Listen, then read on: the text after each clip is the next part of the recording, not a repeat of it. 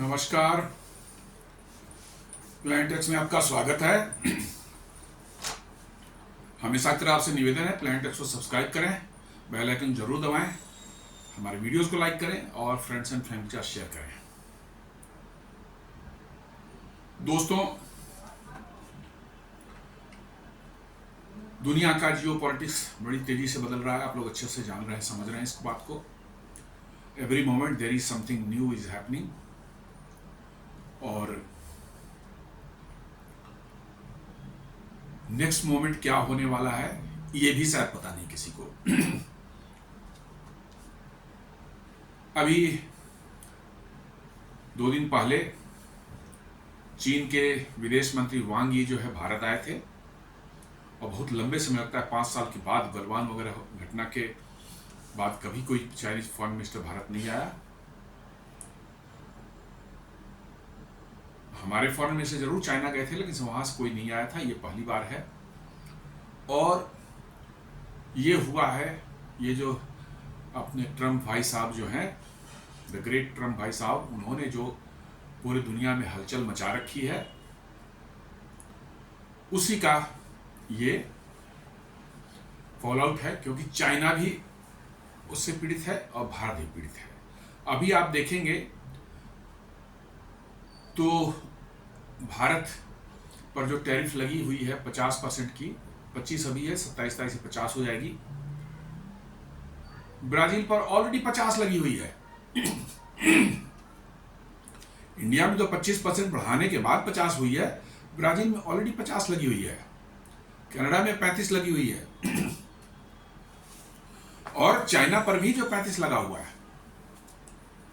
और चाइना पर सिर्फ 35 ही नहीं लगा हुआ है, चाइना पर ट्रंप के आने से पहले से एक और चीज लगी हुई है।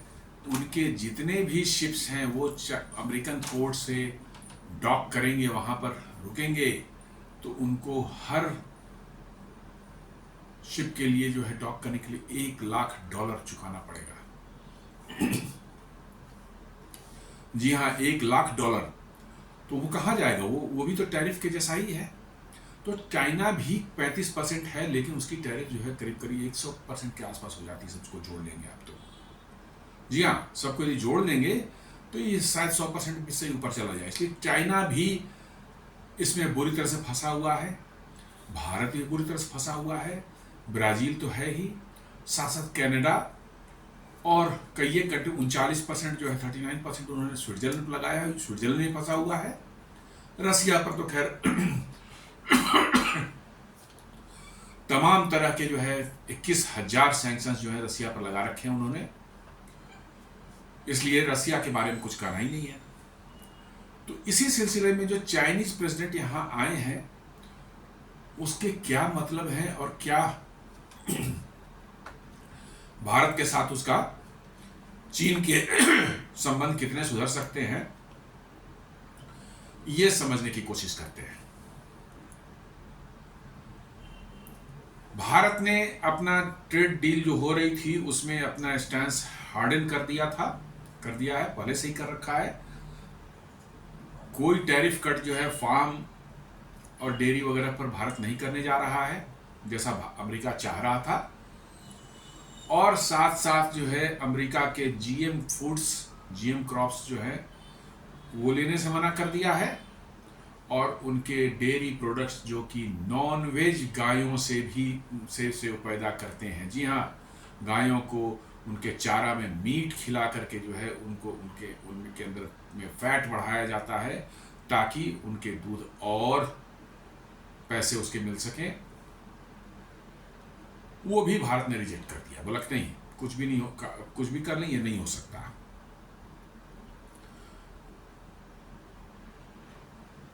तो इन सब बातों को लेकर के भारत और अमेरिका के जो डील है वो ऑलमोस्ट समझ लीजिए कि ऐसी जगह पर आगे फंस गए हैं कि या तो अमेरिका बैकआउट करे और नहीं तो फिर जाए डील, ये नहीं हो सकती।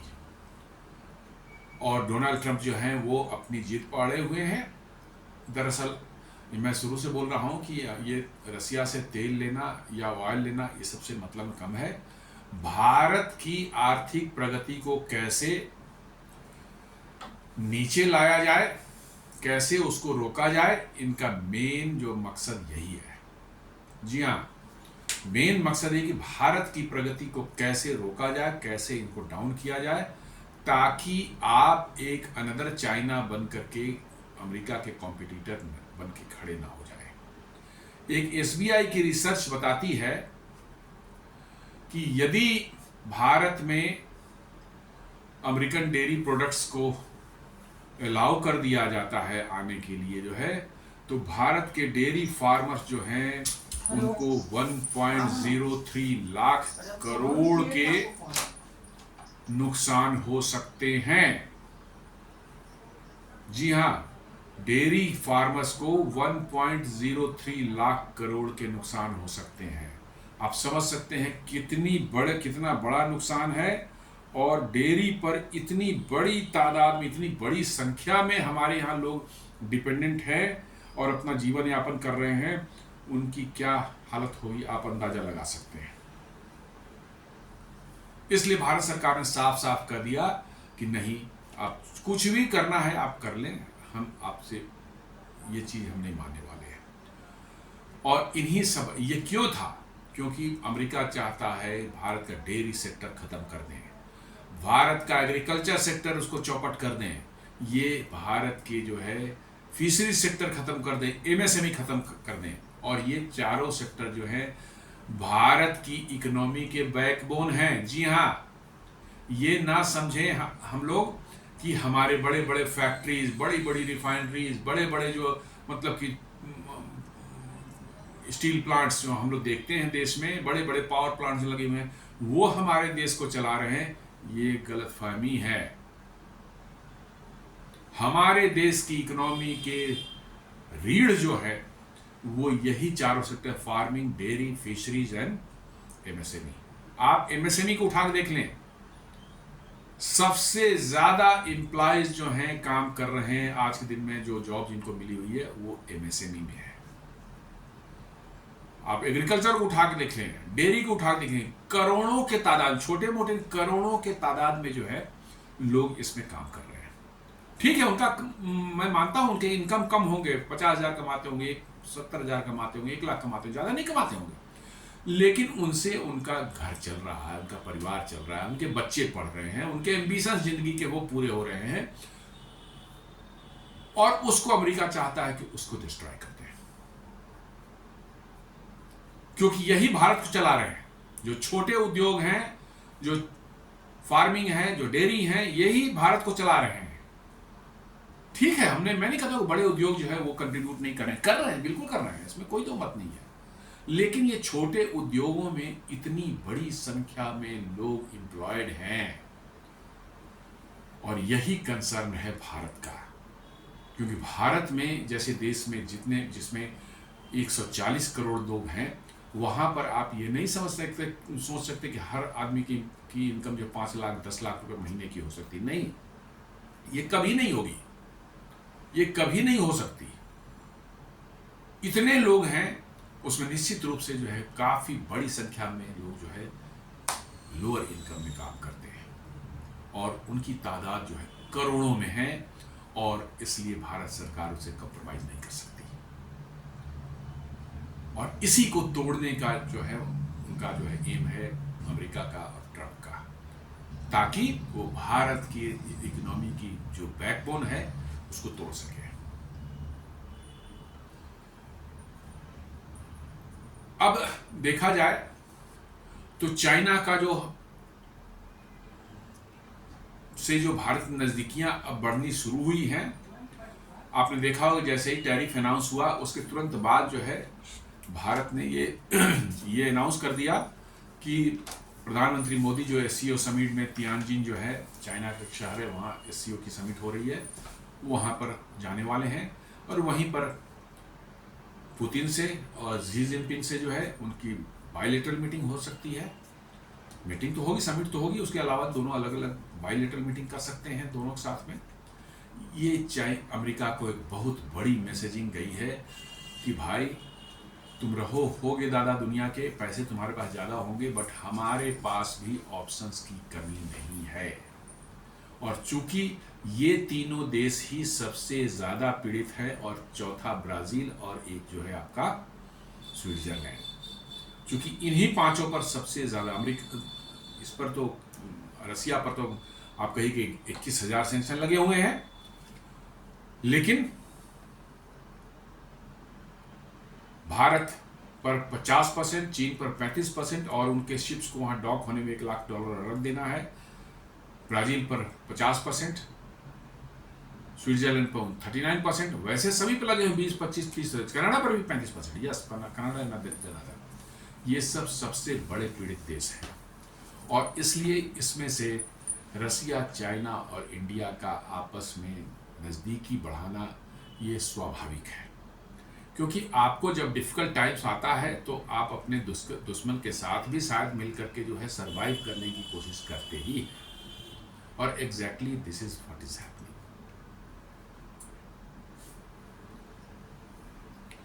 चाइना के जो प्रेसिडेंट हैं, सॉरी फॉरेन मिनिस्टर वांग यी जो है, वो अभी आए थे 3 दिन पहले, और उन्होंने ओपनली चाइना इंडिया में अनाउंस किया कि वो चाइना ने जो ब्लॉक कर रखा था रेयर अर्थ एलिमेंट्स भारत को देने के लिए, उसको बोला है कि पूरी तरह से आपके लिए खोलते हैं, आप जो जितना चाहें आप ले सकते हैं।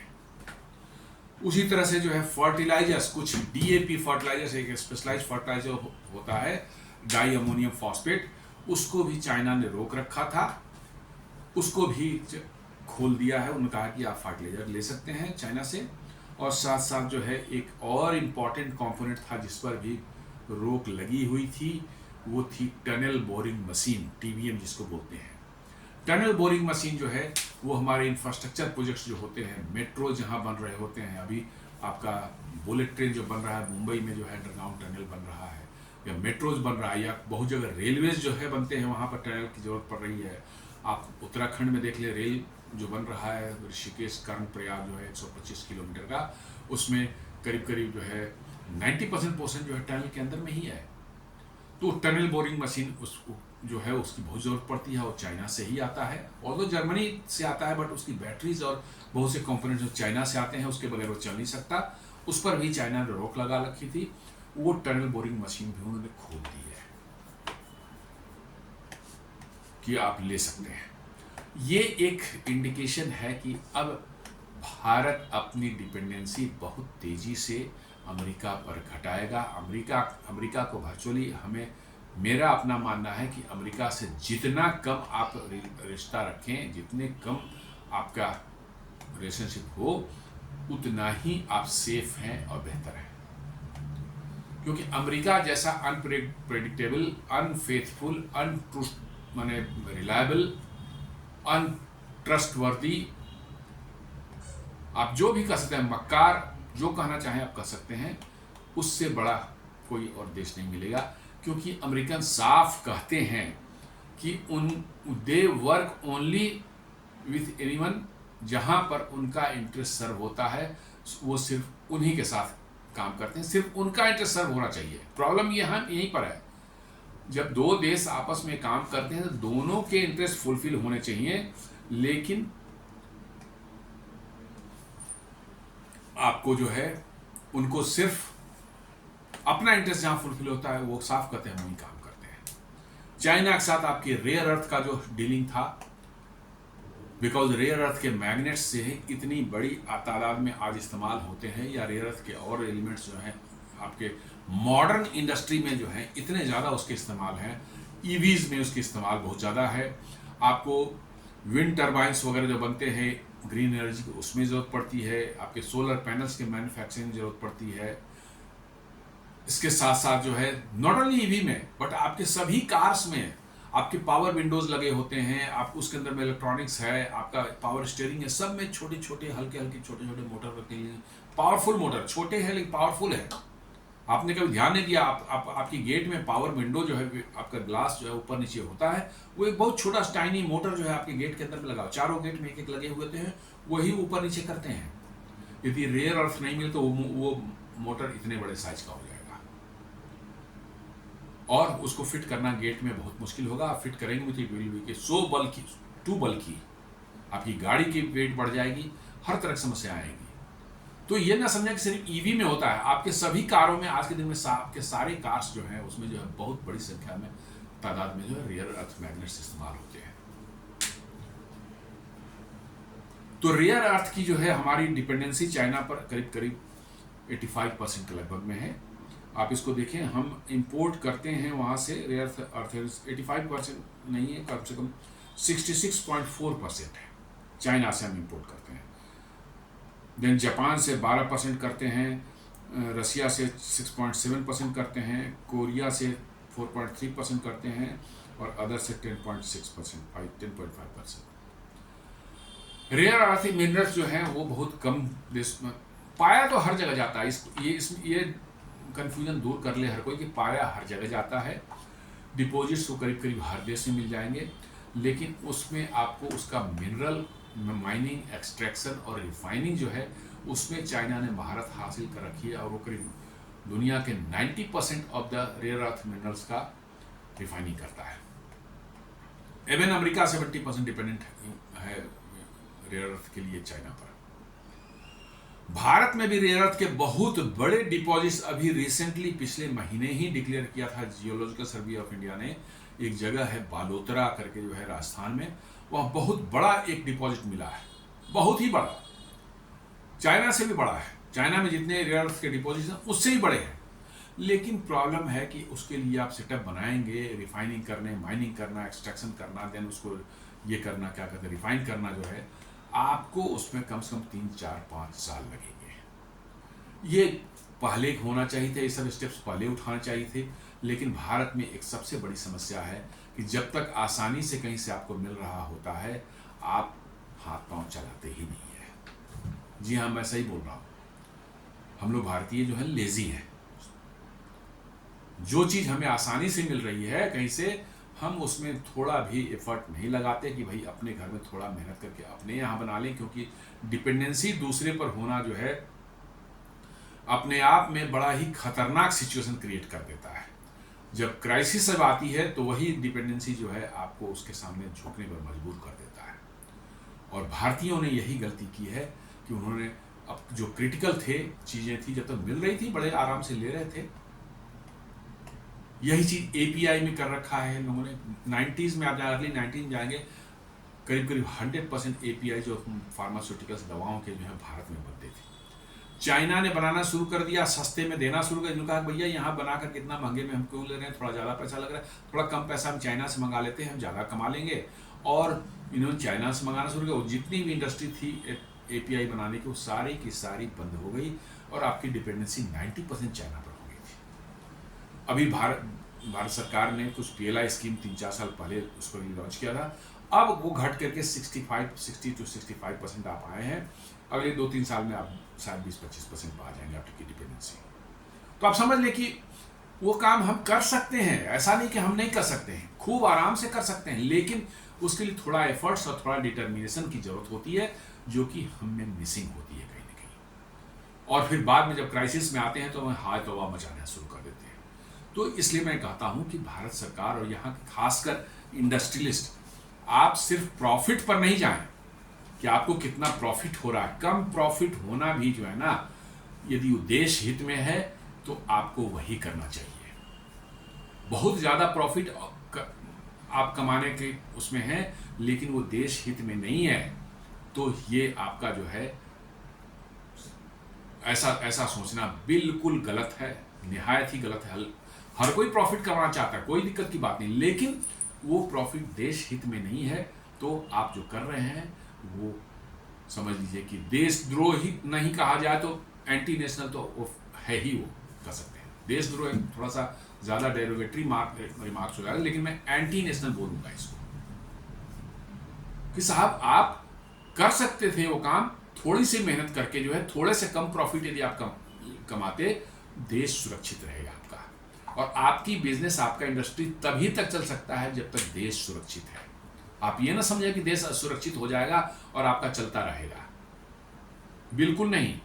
ये गलतफहमी बिल्कुल ना पालें। आपका देश सुरक्षित नहीं है, आपकी इंडस्ट्री नहीं चलेगी। इसलिए आप इस चीज़ को गांठ बांध कर रख लें कि प्रॉफिट उतना ही कमाएं जिसमें देश हित का हित जो है निहित हो। बहुत ज़्यादा प्रॉफिट चक्कर में आप देश का अहित कर रहे हैं तो ये एंटी नेशनल काम है। तो रेयर अर्थ के बारे में आपकी डिपेंडेंसी इतनी ज़्यादा है इस वक्त, इसलिए भारत सरकार ने एक रेयर अर्थ मतलब के लिए एक अलग PSU बनाया है कि रेयर अर्थ कैसे निकाला जाए और उसको एक्सट्रैक्ट किया जाए। उम्मीद करते हैं कि अगले 3-4-5 सालों में जो है भारत में बड़े पैमाने पर रेयर अर्थ का एक्सट्रैक्शन शुरू होगा और हमारी डिपेंडेंसी चाइना पर घटेगी। 100% खत्म नहीं होगी लेकिन काफ़ी कम होगी। अभी आपको जो है जबलपुर में आपको मैंने बताया था दो दिन पहले कि कैसे बहुत बड़े गोल्ड के डिपॉजिट्स जो हैं जबलपुर पास सिहोरा एक आपका जो है तहसील है वहाँ पर मिला है। इनिशियल एस्टिमेट्स कर रहे हैं कि 1 लाख टन का मतलब ये हो सकता है, लेकिन उसको फर्दर उसको और एनालाइज किया जाए। कुछ लोगों का कहना है कि नहीं, जितनी कंसंट्रेशन है गोल्ड की उसमें ये 10 लाख टन तक जा सकता है। 10 लाख टन सोने का जो है आप आज के इंटरनेशनल मार्केट की में उसका वैल्यू समझते हैं $44 ट्रिलियन। यदि 1 लाख टन भी है तो वो $4 ट्रिलियन के बराबर है, आपके भारत की इकोनॉमी के एक GDP के 1 साल के बराबर है। लेकिन थोड़ा एफर्ट लगाना पड़ेगा, उसमें थोड़ा सा उसमें आपको जो है मेहनत करनी पड़ेगी, इन्वेस्ट करना पड़ेगा, तब जाके उसके जो रिजल्ट्स हैं उसके आएंगे और तब आपको प्रॉफिट मिलेगा। तो ये सब चीज़ें हो रही हैं भारत में और चीन के साथ जो नज़दीकियाँ बढ़ाया जा रहा है। हमारा कहना है कि चीन पर बहुत भरोसा करना तो बिल्कुल सही नहीं है, क्योंकि चीन भी उतना ही अनरिलायबल है जितना कि अमेरिका थोड़ा सोफिस्टिकेटेड दिखता है। डेमोक्रेसी के नाम पर जो है दुनिया समझती है कि नहीं ये तो बड़ा लिबरल देश है, बड़ा इनके वैल्यूज़ हैं। नहीं, कोई वैल्यूज़ वहाँ कुछ नहीं है। एक ही उनका है कि पैसा कमाओ और जो भी दूसरा पैसा कर रहा है, दूसरा देश कोई समृद्ध हो रहा है उसको नीचे गिराओ, उसको उनका बंटवारा करो, ये उनका है। रेयर अर्थ के एलिमेंट्स के केस में जो है देखिए ये बड़ी ही मतलब कि जो है क्या कर सकते हैं, आपके विंड टर्बाइंस के लिए भी, हाईटेक इलेक्ट्रॉनिक्स के लिए और डिफेंस सिस्टम के लिए भी बहुत से मतलब कि आपके डिफेंस इक्विपमेंट्स भी जो बनते हैं, ड्रोन्स हैं, मिसाइल्स हैं और हाईटेक जो इक्विपमेंट्स बनते हैं उसमें भी रेयर अर्थ का बहुत ज़्यादा इस्तेमाल होता है। और आपको उन सब चीज़ों की जो देश हित की सुरक्षा से रिलेटेड है, आपको निश्चित रूप से उसमें आत्मनिर्भर बनना ही पड़ेगा, नहीं तो दूसरा कोई उपाय नहीं है। फर्टिलाइजर्स में जो है जब चाइना ने बंद किया था तो भारत ने जो है सऊदी अरबिया से भी जो है इसके सप्लाई चेन को कुछ चेंज करके जो है करने की कोशिश कर रहे थे। सऊदी अरब से भी DAP लेने की कोशिश की जा रही थी। इन बिटवीन चाइना ने जो है सप्लाई अभी कहा है कि हम शुरू कर देंगे, लेकिन सऊदी अरब से भी आप लेना शुरू करें तभी आप सुरक्षित हैं, नहीं तो मुश्किल है। मतलब चाइना के कभी भी आपको धोखा दे सकता है। इसके बाद चाइना के साथ अपने रिलेशंस को ठीक ठाक करने के लिए ऑफ कोर्स ये रिलेशनशिप ठीक ठाक करना मतलब आपको हमेशा सतर्क रहना पड़ेगा और एकदम बिल्कुल कॉशियस रहना पड़ेगा और नज़र गड़ा के रखनी पड़ेगी कि वो क्या कर रहे हैं। यदि आपके रिलेशनशिप आपकी बढ़ रही है तो 2020 में गलवान इंसिडेंस के बाद में एक प्रेस नोट 3 एक जारी हुआ था भारत सरकार की तरफ से, जिसमें कहा गया था कि FDI जो है वैसे देशों से जिनकी सीमा भारत के साथ लगी हुई है, लैंड बॉर्डर जो भारत के साथ शेयर करते हैं, वहां से कोई भी FDI प्रपोजल जो होगा उसको गवर्नमेंट के अप्रूवल जरूरी है। और समूह में गवर्नमेंट की अप्रूवल जरूरी नहीं होती है, लेकिन यहां पर गवर्नमेंट का दिया कि लैंड बॉर्डर जितने हैं वो भारत में FDI लाएंगे तो वहां पर आपको उनका जरूरी है गवर्नमेंट अप्रूवल की। और इससे क्या हुआ कि आपको 2024 तक 526 एफडीआई प्रपोजल्स आए थे, और प्रेस नोट 3 फ्रेमवर्क के तहत जो है उसमें सिर्फ 124 अप्रूव हुए, क्योंकि उसमें बड़ी तादाद में चाइना से थे, वो सब रिजेक्ट हो गए। 201 जो है वो रिजेक्ट कर दिए गए। कुछ अभी भी कंसिडरेशन में है, लेकिन 201 रिजेक्ट हो गए। तो प्रेस नोट 3 के कारण जो है चाइना की इन्वेस्टमेंट इंडिया में बंद हो गई थी, पूरी तरह से बंद हो गई थी। और चाइना में चूंकि आगे ग्रोथ दिख नहीं रहा है उनको, वहाँ की इकोनॉमी भी बड़े ही डमाडोल स्थिति में चल रही है, उनके एक्सपोर्ट्स बुरी तरह से गिरे हैं, इंटरनल कंजम्पशन बहुत कम है वहाँ का, इसलिए चाइना की कंपनियां जो है वो चाहती हैं कि वो भारत में इन्वेस्ट करें और पैसे कमाएं। तो इस बेसिस इसी को लेकर के जो है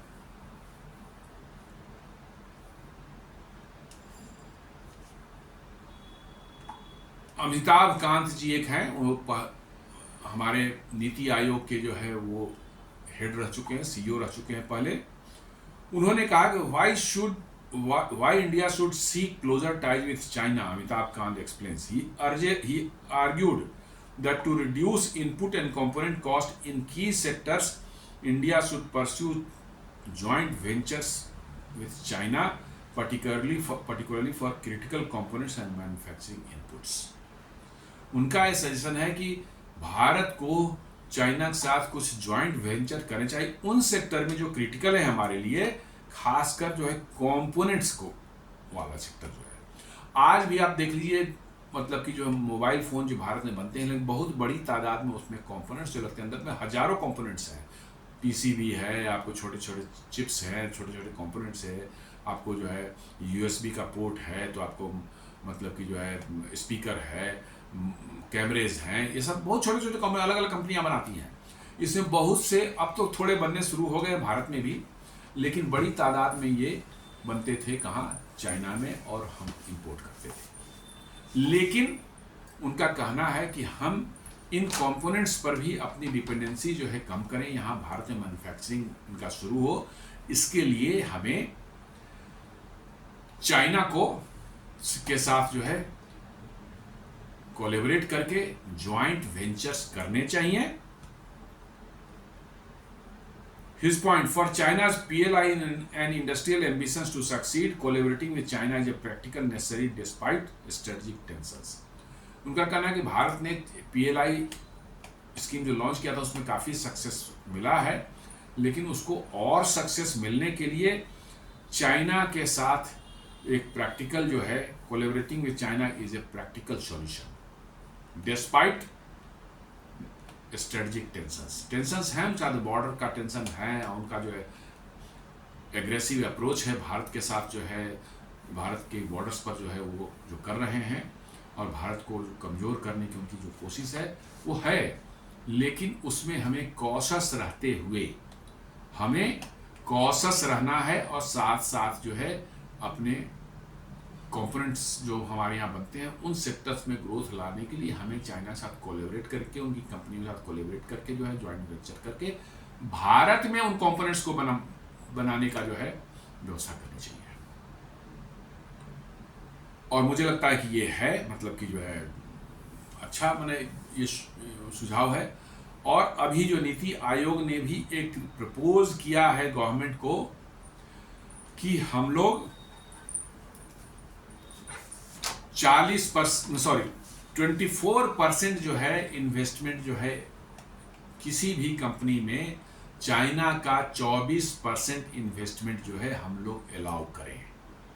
24% से क्या होगा कि आपको उन कंपनियों का मालिकाना हक जो है वो चाइनीज कंपनियों के पास या किसी चाइनीज इंडिविजुअल के पास नहीं जाएगा, उनकी इसकी ऑनरशिप भारत में रहेगी, और इससे जो है हमारे कंपनी का जो फ्यूचर है वो सेफगार्ड रहेगा, और कंपनी की पॉलिसीज भी होंगी, वो उसमें कोई ज़्यादा दाएं बाएं करने की या मैनिपुलेशन करने की संभावना जो है नहीं रहेगी।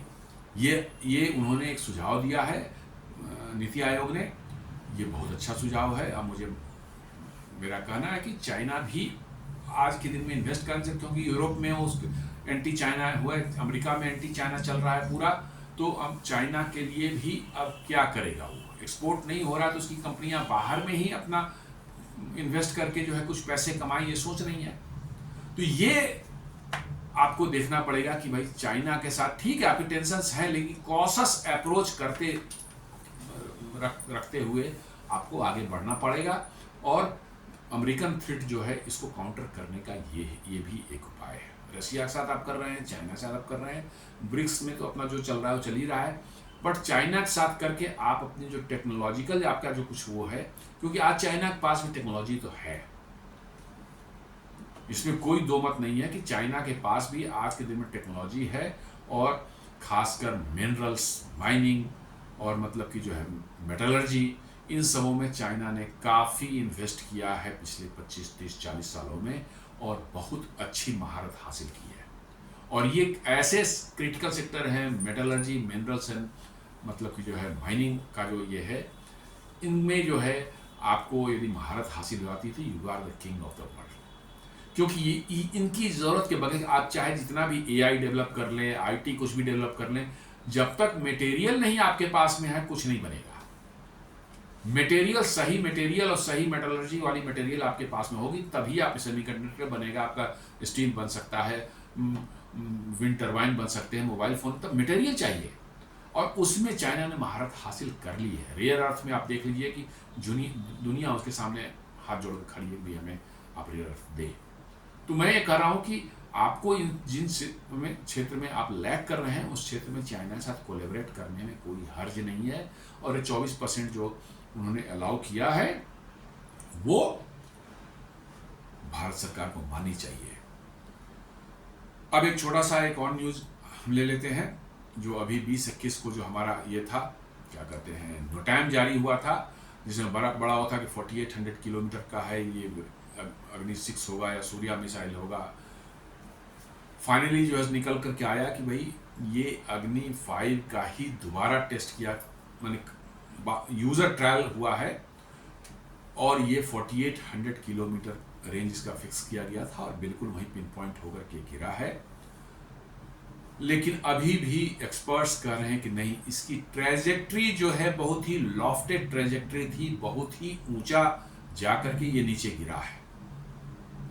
नॉर्मली 45 डिग्री मैक्सिमम रेंज के लिए आप 45 डिग्री करते हैं, बट लॉफ्टेड ट्रेजेक्ट्री में करते हैं तो ये कम डिस्टेंस पर गिरेगा। ये उनका कहना है कि एंगल जो है वो 70 डिग्री से ऊपर ही दिख रहा था, इसलिए 4800 पर भी गिरा है, तो इसकी रेंज उससे 2.5 गुना ज़्यादा हो सकती है एक्चुअल रेंज। एनीवे, अब ये तो बात की बात है, इसको कोई नहीं, क्योंकि ये सब ऐसी चीज़ें होती कि कुछ इनको छुपाना ही पड़ता है, भारत सरकार को भी और उनको भी है, क्योंकि जैसे ही आप ये कहेंगे कि 12,000 किलोमीटर मार करने में ICBM हो जाए, ये पोस्चर हुआ कि आप अमेरिका पर स्ट्राइक करने का कैपेबिलिटी अपने हासिल कर लिया, तो अननेसेसरी टेंशन को बढ़ा सकता है। तो शायद इसको रखते हुए जो है ये 4800 का टेस्ट जो किया गया है लॉफ्टेड ट्रेजेक्टरी से, मे बी, बट सरकार की तरफ से या DRDO की तरफ से ये आया है कि ये यूज़र ट्रायल थे, कुछ चेंजेस किए गए थे एग्जिस्टिंग अग्नि 5 में, और 4800 किलोमीटर पर जो है इसको टारगेट करके फायर करके देखा गया, और इट वॉज सक्सेसफुल। एनीवे, मतलब कि जो है अब ये जो उस पर कन्फ्यूजन बना हुआ था, वो अब स्टेटमेंट आ गया था, इसको तो नहीं कहा जा सकता कि भाई मतलब कि नहीं, अग्नि 5 नहीं है। स्टिल एक्सपर्ट्स जो हैं उनके व्यूज़ इस पर अलग अलग हैं। उनका कहना है कि साहब ये निश्चित रूप से बहुत ज़्यादा दूर मार करने वाली मिसाइल है, लेकिन मैंने बताया कि ये स्ट्रेटजिक मतलब कि वेपन्स हैं, इनके बारे में डिस्क्लोजर नहीं किया जाता है इनकी कैपेबिलिटी के बारे में, और DRDO भी इसमें कोई खास ज़्यादा वो नहीं कर रही। उन्होंने सिंपल एक बताया कि नहीं ये तो आर्मी जो है स्ट्रेटजिक फोर्स कमांड जो है वो उसने जो है इसका टेस्ट किया है, यूज़र ट्रायल था। एनीवे, क्या न्यूज़ है वो तो धीरे धीरे समय के साथ समझ निकल करके आएगा, बट आप एक चीज़ जान लीजिए कि जिस देश के पास में heavy satellite 5000 kilogram, 4000 kilogram, 6000 kilogram का लॉन्च करने की कैपेबिलिटी हो, तो फिर वो दुनिया में आप कहीं भी मिसाइल, इतनी बड़ी मिसाइल बना सकते हैं कि आप वहाँ हिट कर सकते हैं। क्योंकि आप वंस एक बार स्पेस में पहुंच जाते हैं तो फिर स्पेस के अंदर ट्रेवल करने के लिए आपको बहुत ज़्यादा एनर्जी की कोई ज़रूरत होती नहीं है। आप यहाँ से गए, स्पेस में एंटर किया और ट्रेवल किए स्पेस के अंदर, और फिर जाकर के री एंट्री आपने कर ली कहीं पर, तो ये कोई बहुत बड़ा इशू नहीं है। मैं तो अभी मानता हूँ कि it may be A missile of 12,000 kilometre range, मेरा अपना ओपिनियन है, लेकिन ये सरकार ने जो बोला है DRDO ने, उसी को मानना पड़ेगा। एनीवे, इस वीडियो को हम लोग इस चर्चा को यहीं समाप्त करते हैं और उम्मीद करते हैं कि आपको ये वीडियो पसंद आया होगा। आप इसे लाइक करें, अपने फ्रेंड्स एंड फैमिली के साथ शेयर करें, हमारे चैनल को सब्सक्राइब करें और बेल आइकन दबाना बिल्कुल नहीं भूलें। धन्यवाद।